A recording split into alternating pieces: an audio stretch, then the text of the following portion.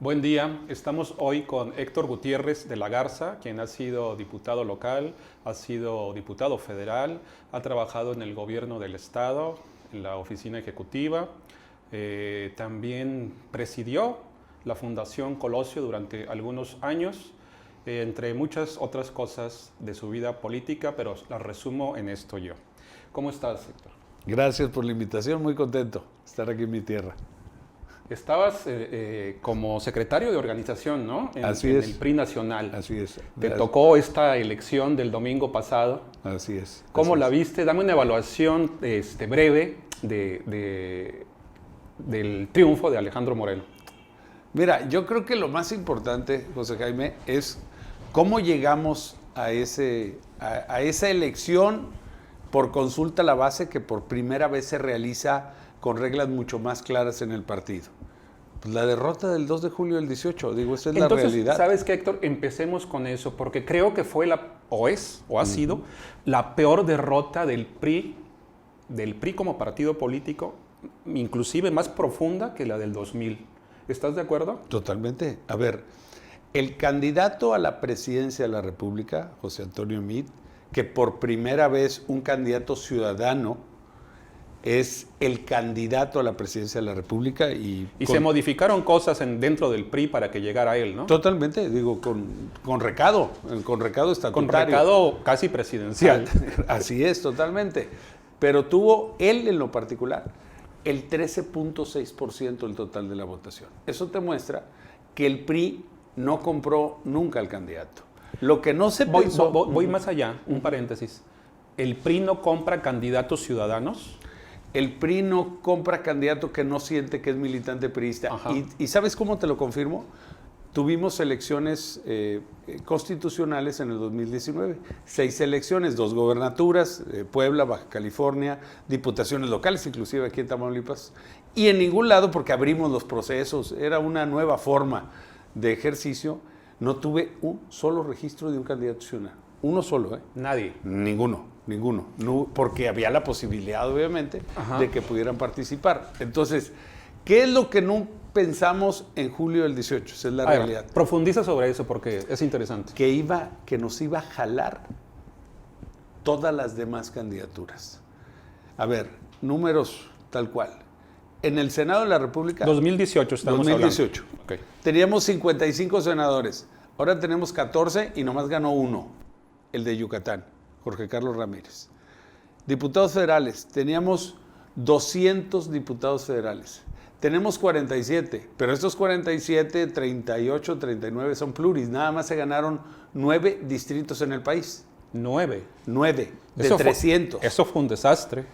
Total y absolutamente. A ver, si no fuera por las fórmulas de plurinominales, pues de ninguna manera funcionarían las cosas. Entonces, fue una gran derrota. Y aquí viene la siguiente pregunta, es ¿por qué se da esa derrota? Yo he insistido, a muchos no les gusta, que los votos en cualquier elección reflejan cómo percibe el ciudadano al gobierno emanado de ese partido. O sea, cada vez que dicen, es que el PRI hace o otro partido hace, no, lo que están calificando principalmente es el comportamiento de los gobiernos emanados del partido. Uno de los asesores de Bill Clinton decía, no recuerdo ahorita el nombre, tal vez al rato, que lo que se evalúa es la gestión. ¿Sí? Sea PAN, sea PRI, sea PRD, sea lo que sea, lo que se evalúa es la gestión, ergo tuvieron una mala gestión el sexenio pasado. Pues sí, no se supo vender y además, a ver, el sello de corrupción nunca nos lo pudimos quitar. Esa es la realidad. O sea, era el gobierno federal igual a corrupción. Eso no, el tema de la Casa Blanca nunca te lo pudiste quitar. El manejo, además, comunicacional fue desastroso. Pero no solo Casa Blanca, Malinalco, IGA, una serie de cosas que se concatenaron para que en los ciudadanos se imbricara y tuvieran el concepto de que es igual a la corrupción. Así de que es. no solamente no cambió, porque muchas personas decían, inclusive se atrevió a decir Enrique Peña Nieto, que era consustancial, que era cultural la corrupción en México, lo cual es una barbaridad. Totalmente. A ver, eso por un lado. Y segundo, las reformas, que me tocó participar en ellas como legislador federal, y no me arrepiento de ninguna, nunca se supieron aterrizar después de haber salido. Tú del votaste poder a favor, legislativo. obvio. Por supuesto, a ver, yo fui el presidente de la Comisión de Comunicaciones. Pero lo que criticas es el no aterrizaje. Así es. A ver, era el momento en el que existía un ejercicio político para sacar las reformas adelante. Reformas en las que participaron todos los partidos políticos, indiscutiblemente, y que se fueron enriqueciendo. ¿Les faltó oficio político? Faltó aterrizar porque eso de Peña de irse al golf y...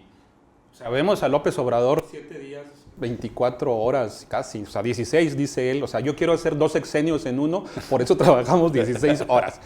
Ves, bueno, y lo ves todos los días y está en los medios, ¿no?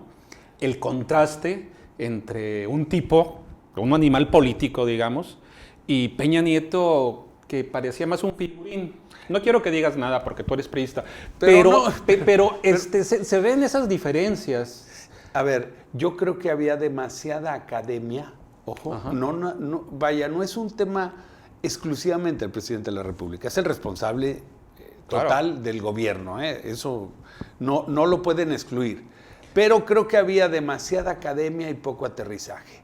Ya. Es decir, mucha teoría. Los que operaban, a ver, las reformas, repito, son reformas trascendentales. La educativa, la de telecomunicaciones, yo fui el presidente de la Comisión de Telecomunicaciones, ahora pagas menos en el celular, etcétera, etcétera. La energética, todas fueron realmente reformas de fondo. Pero, a ver, me tocó en la parte educativa, porque una de las situaciones, yo fui además el director general del INIFED, infraestructura educativa. Lo que era menos asequible para el gobierno, porque me tocó en ese ejercicio, era la labor que yo desarrollaba. Yo entiendo que la reforma educativa era una reforma de fondo, pero tienes que compaginarla con lo que te requieren los maestros y los padres de familia. Y la estructura educativa. A ver, al padre de familia y al maestro, que tienen años solicitando que les arreglen la escuela, esa es su prioridad, la verdad. Más allá de si les vas a dar el curso o no de inglés. Pero hay que trabajarlo en paralelo. Entonces, cuando no sabes... O darles tablets, ¿no? Cuando no le preguntas al cliente qué es lo que requiere y te la pasas recetando sin preguntarle al enfermo qué le duele, normalmente te equivocas. Y ese es el gran problema. Empieza la distancia, ¿no? Totalmente. Entonces, cuando decían, el gobierno está alejado de sus ciudadanos, sí, porque no le han preguntado al ciudadano qué es lo que requiere, cuál es su prioridad, y sobre eso trabájalo. Y en paralelo lo puedes hacer con las grandes reformas estructurales de fondo, pero tienes que irlas matizando con algo que realmente sea de beneficio directo para el ciudadano. Hemos lamentablemente creado una sociedad muy egoísta, las redes sociales cada vez la hacen más egoísta, entonces está pensando en la persona, de acuerdo, ¿qué es lo que requiere esa persona como una prioridad en educación y en salud indiscutiblemente? Y en vivienda. ¿Cuál fue la falla que tuvimos? A ver, dentro de las grandes reformas, yo me pregunto, ¿dónde quedó la reforma en salud? Nunca hubo la reforma en salud. Nos quedamos en la reforma educativa, en la reforma energética. Ahora uno de los grandes retos es salud. Y si tú le preguntas a un ciudadano y te vas al Topo Chico, que lo hago muy seguido y lo he hecho siempre, así de claro, y les ¿Qué digo, distrito es el Topo Chico? Topo Chico es el distrito 2, 5 federal. ¿Lo has ganado? El 2 lo he ganado 2 veces y el 5 otras 2. Así es. Pero además es 2 local y 2 federal, ¿no? Así es. Okay. Es una tierra en la que me siento muy a gusto porque la verdad la gente me acoge muy bien y he estado siempre con ellos, independientemente de la parte de la función. Y vas y les preguntas y me dicen, oiga, el problema es que tengo que ir ahora a consultar a una clínica particular para que me dé un certificado X porque en el centro de salud me sale más caro. Vaya, es más barato ir con las del doctor Simi, para ponerle nombre al niño, que ir a un centro de salud porque el certificado le sale más caro para tener tal o cual beneficio social. ¿Quién le pregunta a esa gente? Nunca. Entonces la política pública está muy distanciada de lo que requiere el ciudadano y ahí es donde perdemos el contacto. Y ese fue el gran error del PRI, que tuvo ese despego con relación al ciudadano. Y eso es lo que estábamos recibiendo en agosto del 2018, cuando Claudia Ruiz Massieu asume la presidencia por un año. Desde un principio se dijo, nosotros el 19 de agosto del 2019 concluye el mandato. No hay ninguna posibilidad de ampliar. Técnicamente Claudia podía participar en la elección y desde un principio dice, a ver, vengo a concluir una etapa que inició con Manlio y con Carolina, concluyo la etapa y adiós.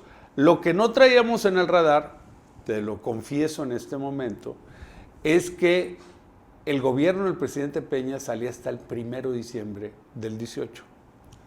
Y el PRI no deja de ser un partido muy articulado en la línea, ¿ok?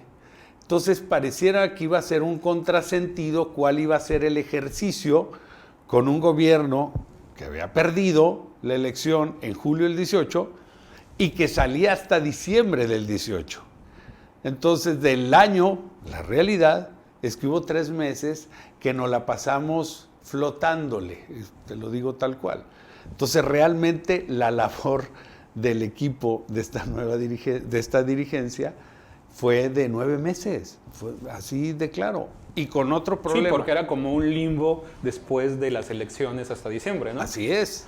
Y muy incómodo hacia adentro del PRI, porque tú veías que los impulsores de las reformas, no obstante que el entonces presidente electo de frente les decía qué iba a hacer de cada uno de ellos y les dijo qué iba a hacer con el aeropuerto y les dijo qué iba a hacer con la educativa. Bueno, a Peña le dijo ahí en una conferencia conjunta, ¿no? Así Esto es. ya no va. Así es, de frente.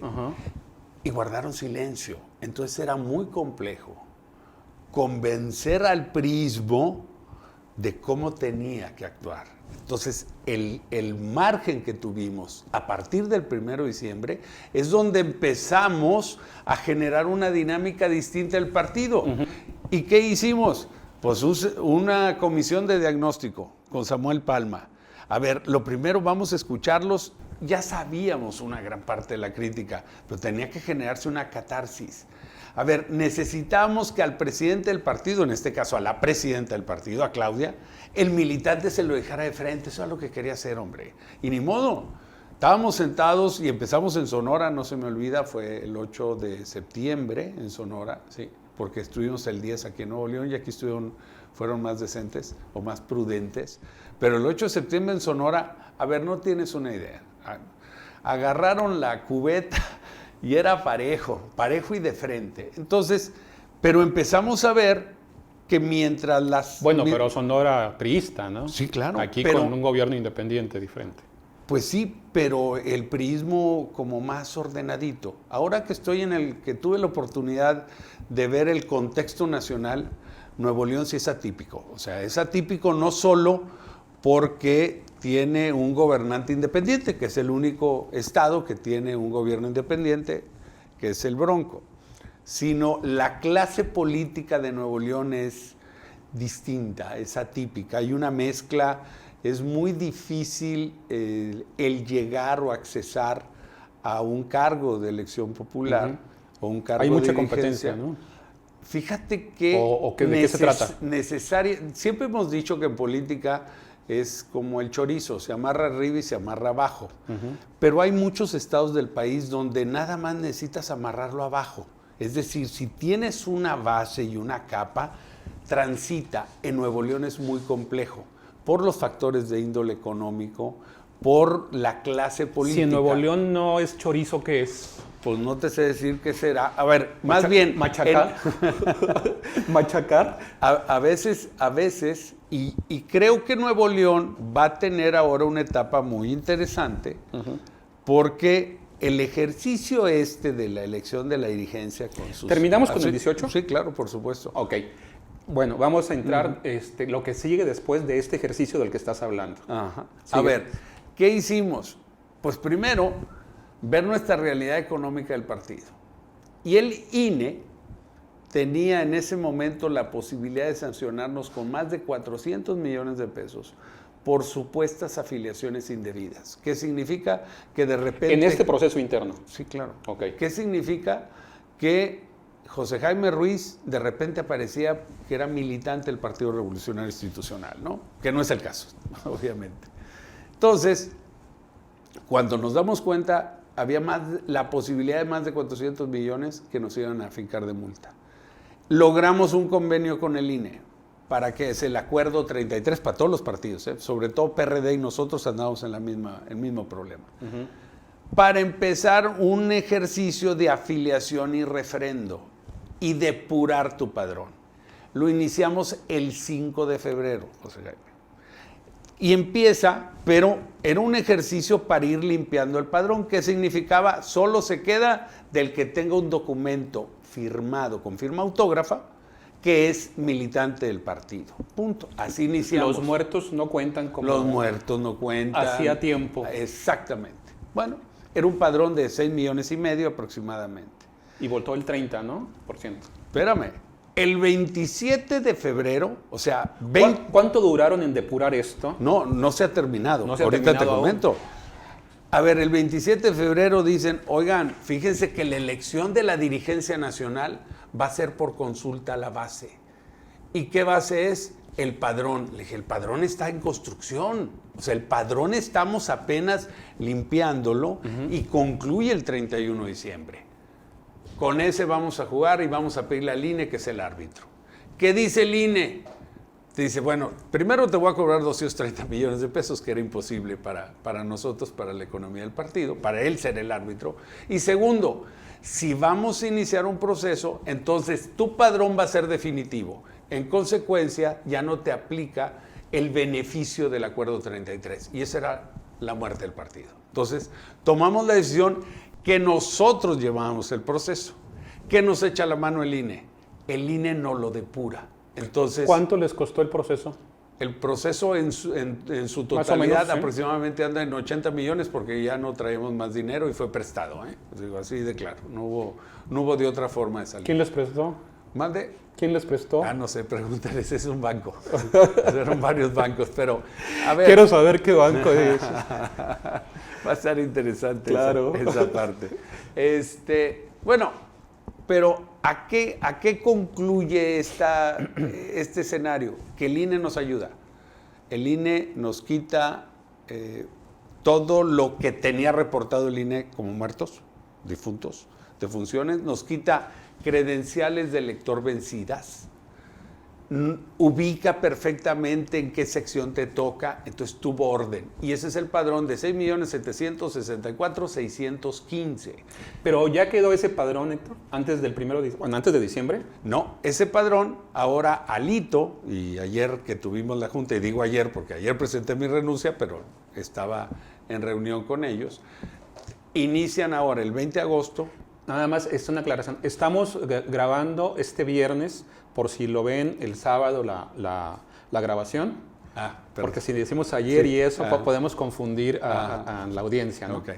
Nada más una aclaración. Claro. Vamos a ver, entonces, ¿qué es lo que van a reactivar el procedimiento de reafiliación y refrendo que concluye el 31 de diciembre? De todo el militante priista que no tengas un documento con firma autógrafa, el INE te lo va a dar de baja. ¿Okay? Entonces ayer le dije, Alito, tienes un gran reto. Es 1,769,000 de lo que tengo un documento. Eso no significa que los otros 5 millones no sean priistas. Significa que a lo mejor nunca les pediste un papel, hombre, punto. O no mandabas la información al Comité Ejecutivo Nacional, lo quieras y gustes. Entonces, va a quedar... Hay que reorganizar todo eso, pues. Indiscutiblemente, y te voy a decir por qué. Porque la democracia en el partido para la selección de candidatos y de dirigentes, y fíjate en qué orden los puse, candidatos y dirigentes, con consulta a la base llegó para quedarse. O sea, el priista ya no te va a aceptar que vía el consejo político y la representación definan. No te lo va a aceptar. El dedazo se acabó. Exactamente, no te lo va a aceptar. Tiene que haber competencia interna. Tiene que haber competencia. Y la excusa era que no había un padrón. ¿Sí? Entonces, pero una duda, sí, o al menos tú qué piensas o cómo lo reflexionas. Esto llevará a que por lo pronto no haya dedazo, no haya palomeos, etcétera. Cualquiera puede meterse a una contienda interna. Pero esa contienda interna se puede volver una contienda externa, como sucedió aquí en la época de José Natividad González Parás, para escoger a un candidato, hablando, por ejemplo, en la perspectiva del 21. A ver, sí, y te voy a decir por qué. Porque el estatuto, estoy con estas reglas, el estatuto te dice que un dirigente solo puede votar la militancia. O sea, el padrón te sirve. Ese es el estatuto. Ese es el estatuto. Pero un candidato puede ser militantes y simpatizantes. O sea, tú lo puedes abrir. Pero lo primero que tienes que ir haciendo es que tus elecciones de dirigentes, que realmente lo que vas a tener de aquí al 21 son prácticamente elección de dirigentes, porque solo tenemos elección en el 2020 en Hidalgo, que hay ayuntamientos, y en Coahuila diputados locales, punto. O sea, no va a haber... La siguiente gran batalla es en el 21, indiscutiblemente. A ver, pero aquí a nivel interno, entrevisté a Pedro Pablo Treviño, que es el dirigente, pero se me olvida cuándo termina él. Él ya concluye formalmente en marzo del 2020, pero debemos de iniciar... ¿Por qué te da risa? Pues es que es la conclusión formal. Sí, pero puede ser antes. Creo yo que cuando se da... ¿Lo crees o lo deseas? No, que cuando se... O la circunstancia política es la que orilla eso. No, se va a quedar a marzo. Okay. Pero hablo de la formalidad nada más. Es mi opinión personal. Pero lo que sí... ¿Cuál es el trasfondo de esa opinión personal? Porque sonríes demasiado. Pues que los liderazgos te los ganas en tierra. El liderazgo que es solo de forma... Tú acabas de renunciar a tu puesto, ¿no? Así es. De organización a nivel nacional. Así es. ¿Por qué? Porque llegar a Lito y armar su equipo. Claro. Es lo mínimo que puedes hacer como cortesía política y como priista. Pero además, por primera ocasión, se hace un procedimiento de entrega-recepción. Yo no me llevé papeles. A ver, así está, este es el informe, así me entregaron, esto es lo que hay, sugiero que te aboques hacia acá. Y en una gran cordialidad, A ver, mi respeto al trato que recibimos en este ejercicio con Alito y con su gente, con Moreira, con Chela, con todo el equipo, Felipe Enríquez, hablamos. De maravilla. Sí, claro, por supuesto. Que es de acá de Nuevo León, ¿no? Muy, muy bien. Pero, a ver, ¿qué sigue en Nuevo León? Tienes que abrir... Para allá quiero ir en dos aspectos, Héctor. A nivel PRI y a nivel gubernatura. Porque es una contienda difícil para el partido, pero que también abre muchas posibilidades, ¿no? Ahorita platicamos de eso, primero a nivel interno y luego le seguimos con lo otro. Por supuesto. Mira, tienes que renovar el Consejo Político Estatal en Nuevo León. Solo hay 6 consejos políticos estatales vencidos en el país en este momento. Me entregaron... ¿Cuántos miembros son en el consejo aquí? En este momento debe ser como 600. Pero es el más vencido de todo el país, José Jaime. Por eso te digo que es atípico. A ver, el consejo político que tenemos aquí, que lo han ido prorrogando, el consejo político dura 3 años. Su vigencia es de 3 años. O sea, ya la caducidad es ahorita la vigencia, digamos, la paradoja. Es el más vencido de todo el país. ¿Por qué no se ha cambiado? 6 años. Pues porque los factores de poder no permiten y es más seguro seguirle, porque estaba Rodrigo Medina con una gran relación con el presidente Peña y no permitía que se movieran. Hay que decir las cosas como son. Yo fui muy respetuoso hasta el 11 de agosto, porque la intención era llevar un proceso en el mejor de los escenarios, pero el PRI tiene que cambiar. Si no cambia, y efectivamente... ¿A quién le interesa que no cambie viendo esto de la vigencia y la caducidad? Pues los que les gusta pelearse las migajas, esa es la realidad. ¿A qué le llamo yo migajas? Las plurinominales. En eso están pensando, en ver cómo hago la fórmula. No en ganar desde abajo, claro, en el terreno. Es para quedarme con la primera regiduría, es para ver cómo muevo la ley y los parámetros, y se les olvida que gobernamos gente y que hay que trabajar con la gente y que para llevar los mejores candidatos pues son los que ganen en tierra. ¿Todavía existe un grupo político post-medinista, digamos? No, yo creo que sí, porque al menos ese grupo se ha estado ¿A quién podríamos poner manteniendo. ahí? ¿A Jorge Mendoza? Pues no sé si Jorge Mendoza, yo a Jorge ¿El alcalde de Monterrey? A Jorge lo respeto más como empresario que de la parte política, o sea, yo lo veo más ¿Empresario ligado. de los baches? No, en lo absoluto, me refiero a empresarios de una empresa televisora muy importante, bueno. o más bien un dirigente de primer nivel en una empresa televisora muy importante y que además ha estado en política. TV Azteca, pues. Así Digo, es. no es Televisa aquí, no así es. Pero, a ver, un medinista, Paco Cienfuegos, indiscutiblemente. Creo que ese Paco, quien es el líder de la fracción priista en el Congreso. Esa es la pureza. ¿Adrián de la Garza? Mira, Adrián coincidió con Medina, pero siempre se ha manejado de manera mucho más independiente. Bien. Así te lo digo tal cual. Pero, independientemente de ello, lo que tenemos que hacer es oxigenar el Consejo Político. Primero. Sí, claro. ¿Y cómo lo oxigenas? Necesito que el alcalde, más bien no, que el municipio de Higueras tenga al menos 2 representantes. Estoy hablando del municipio que en la lista nominal es el más pequeño. Y necesito que Monterrey también esté representado. Si tú generas una dinámica en la que mínimo haya 2 integrantes del priismo de cada uno de los municipios, bueno, ya ahí ya tienes 104 aproximadamente, sí, 104 representantes y la gente empieza a involucrarse. Esa es una realidad. No es... O sea, tiene que haber demografía y geografía. Totalmente. O sea, no pueden estar las decisiones solo centradas en el área metropolitana. Mucha de la gente que vive en el área metropolitana viene de los pueblos de Nuevo León, hombre. Claro. Entonces, tratemos de involucrar más y de manera muy directa vemos en cada municipio cómo se involucran. Esto no es de que esté inventando el hilo negro, así lo hicimos en Yucatán. En Yucatán así se cambió. Y les funcionó. Y funcionó. El Consejo Político cambió y después se dieron cuenta los que manejaban el PRI vía Mérida, Yucatán, te lo digo tal cual, que se habían movido los factores y que ahora los municipios, así sea el más pequeño, tenía representación. ¿Y qué hizo? Pues juntó a más municipios pequeños.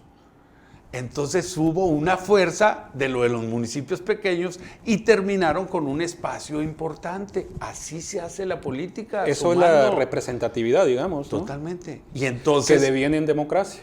Total y absolutamente. Entonces eso es lo que en mi opinión debemos de trabajar aquí en el Estado. Avancemos. Después del Consejo, ¿qué? Después del Consejo viene el Comité Directivo Estatal, que es en marzo del 2020. ¿Tú vas a jugar? En mi opinión, para la dirigencia del partido no está en mis planes. ¿No te interesa en este momento? No está en ¿Te mis interesa planes. más un puesto de elección popular? Un cargo de elección popular, sí. Indiscutiblemente, pero ganado con consulta a la base, o sea, desde ahorita. ¿Crees, Héctor, que es importante, para regresar a algo que te estaba comentando, que para el 21 los tiradores o tiradoras para la gubernatura acepten que la sociedad participe en una elección abierta? Sí, pero para llegar... Condicionado. Sí, para llegar a ello, necesitas primero demostrarles que el resultado lo van a respetar, lo va a respetar el partido, y que la elección lleva todos los candados para que sea una elección democrática. ¿Cómo la haces? Y legítima, ¿no? ¿Cómo lo haces? Que en tu previo, por eso hablo del Consejo Político, que tu elección de dirigente, esa solo puede ser por militantes, que lleve mucho orden. Esa es la interna. que esa es la interna, pero lleva mucho orden, sale legitimada. Entonces sí, el ciudadano puede participar en la elección de los candidatos, por supuesto. Pero, ¿Eso les funcionó? Sí, funciona, pero primero hay que, uno, convencer a la militancia de que la democracia es cierta. Entonces, salir, que ya vamos tarde, a vender y hacer una opción con el ciudadano, porque del tamaño de la militancia para la necesidad de votos que tienes, pues hay una gran distancia. Entonces, no hemos todavía participado al ciudadano de cómo ofrecemos una buena opción de gobierno. Por otro lado, viene la asamblea del PRI en el 2020. Esa es una asamblea muy importante porque tendrá que debatirse también la denominación del partido. Yo era de la idea... A ver, explícame eso. Sí, para cambiar el nombre del partido, solo la Asamblea Nacional lo puede hacer. ¿Pero se trata de cambiar el nombre? No, se trata de ponerlo en la mesa. ¿Cuál es tu opinión? Yo era de la idea, hace un año, de que era casi pecado capital pensar en cambiar la denominación del partido. Creo que es en este momento importante o prudente hacerlo. Ya soy de esa idea. ¿El PRI es mala marca? En este momento el ciudadano no la ve con todo el empuje que nosotros quisiéramos. No quiero hablar de una mala marca, porque eso sería, ahí sí me sentiría yo muy mal. Uh-huh. Pero sí ves la opción de cambiar el nombre en el 20. Y cambiar de fondo. O sea, si no... No nada más la forma. No, porque si no es estético, es un cambio estético. Cosmético. Totalmente. Entonces, tenemos que participar muy en el fondo del cambio para que el ciudadano no vea nada más que nos cambiamos la piel, ¿no? ¿Tienen la fuerza para hacerlo? ¿Perdón? ¿La fuerza la tienen, el empuje para hacer esto en el 20? Yo siento que sí, ¿eh? Yo siento que sí. Si Alito y su equipo trabajan con un buen ejercicio en el que fortalezcamos los comités directivos estatales, que se vaya fortaleciendo ese federalismo político, siempre y cuando partiendo de que es un partido político nacional, si no vas a atomizar al partido, pero tienes un partido político nacional, y que tengan muy claro cuáles son los objetivos en los que tienes que trabajar. La gobernatura jala mucho, y hay 15 gobernaturas en juego para el 21. Uh-huh. Bueno, el tema de Bonilla, pero yo insisto que van a ser 15. El tema acá de Baja California. Pero no hay que olvidar que hay 300 distritos federales en juego, que son muy importantes para el presidente de la República y son muy importantes para generar distintos equilibrios en las cámaras. En la Cámara de Diputados Federal, para los que nos están escuchando, uh-huh, para que sepan, Morena tiene las 2/3. O sea, no requiere nada, porque con sus alianzas, el verde que ya lo traemos allá, etcétera, etcétera, tiene las 2/3 partes. Entonces puede reformar lo que le dé su gana, así de claro. Y en los senadores tiene casi las 2/3. Entonces también cualquier ley ordinaria, es decir, que no sea reforma constitucional, pues la pueden mover. Entonces, para el Ejecutivo Federal va a ser muy importante la Cámara Federal. En juego estarán las 15 gobernaturas que acabamos de mencionar, en la que del PRI, de las 12 que tenemos, 8 estarían en juego. Volvamos a Nuevo León. Uh-huh. Y voy a ser imprudente contigo. ¿Tú también te apuntarías para la gubernatura? Está en una posibilidad. Es una de tus posibilidades. He transitado por el Estado, pero hay que medirle. Primero hay que medirle, hombre. Uh-huh. Es así de claro. Porque el abanico es grande, ¿no? De los priistas que de alguna manera quieren entrarle al 21 a la gubernatura. Pues que quieran y que puedan, yo creo que no habemos ¿Eso muchos. ¿Lo reduces? Pues por supuesto. ¿Podemos dar nombres de eso? No quiero hablar de nombres, pero nada más recuerden que no es nada más tener ideas, sino hay que actuarlas, uh-huh, hay que ejecutarlas. Y para eso teníamos un gran candidato a la presidencia de la República, José Antonio Meade. Es indiscutible, es un gran financiero, pero muy malo como candidato. Entonces, tenemos que ser cuidadosos en no cometer errores también de esa naturaleza. Hay que ver quién es el ciudadano y el militante, efectivamente, que el ciudadano o el militante sienta que es el que lo puede representar y sumarnos a él, así de claro. Pero para eso tiene que haber un ejercicio abierto. Y hay tiempo todavía, previo, ¿no? Totalmente. Por último, Héctor, ¿cómo calificas el gobierno de Jaime Rodríguez Calderón, el Bronco? Ahorita está en una etapa en el Congreso local la posible destitución o inhabilitarlo, etcétera, ¿no? Hay varias, o multarlo, hay varias opciones. Primero, ¿cómo calificas este gobierno? Y segundo, es una oportunidad muy buena para el regreso de tu partido. Es una gran oportunidad, pero tenemos que ser oposición sin adjetivos. La verdad es que cada vez que salimos con que somos oposición responsable, oposición crítica, una oposición sin adjetivos. A mí me tocó participar siendo una oposición sin adjetivos en el 2000. A mí no me platican lo que era... ¿Tú estuviste de diputado federal en el 2000? No, diputado local. Diputado local. Diputado local. Cuando ganó Vicente Fox. Efectivamente, y con Fernando Canales. Es cierto. Con Fernando Canales. Sí, cierto. Que siendo un grupo muy pequeño de diputados, la verdad es que éramos oposición, punto. El PRI tiene que aprender a ser oposición en Nuevo León. No somos oposición en Nuevo León, esa es la realidad. Somos una generación de acuerdos políticos, pero entiendo el acuerdo, pero hay que trabajar de oposición que le beneficie al ciudadano. Entonces, si nosotros, ¿cómo fue Jaime candidato a la gubernatura? A la presidencia de la República. Fuimos facilitadores, cuasitapetes, para que Jaime llegara a la candidatura a la presidencia de la República. Y eso nos lo cobra el ciudadano, se da cuenta que no hay una oposición de por medio. Entonces, ¿qué tenemos que ser? Oposición.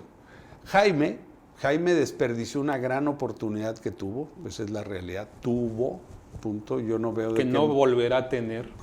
Indiscutiblemente, y lamentablemente para efectos de Nuevo León, creo que todavía no del país, pero sí de Nuevo León, se perdió total esperanza de las candidaturas independientes. Las candidaturas independientes, esa marca la dinamitó el Bronco. En Nuevo León y una buena parte del país. Sí. Pero ¿estás a favor de la destitución?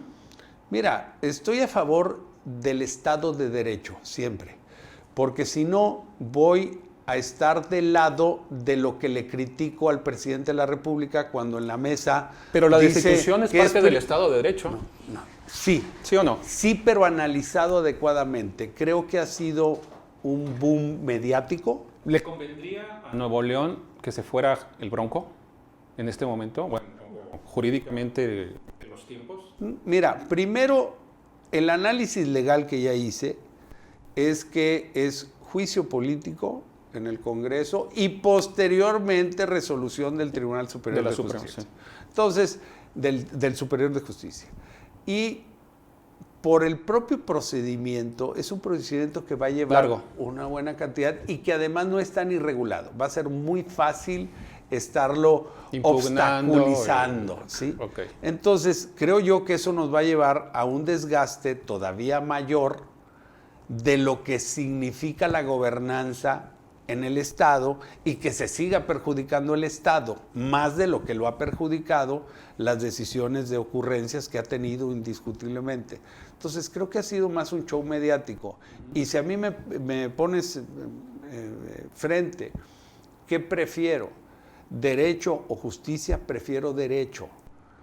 Porque justicia es lo que es justo para ti o justo para mí y entonces pero ahí están las leyes, ¿no? Exactamente. Ahí están las leyes y pues estuvieron las firmas y hay un mandato que tienen que acatar el Congreso local.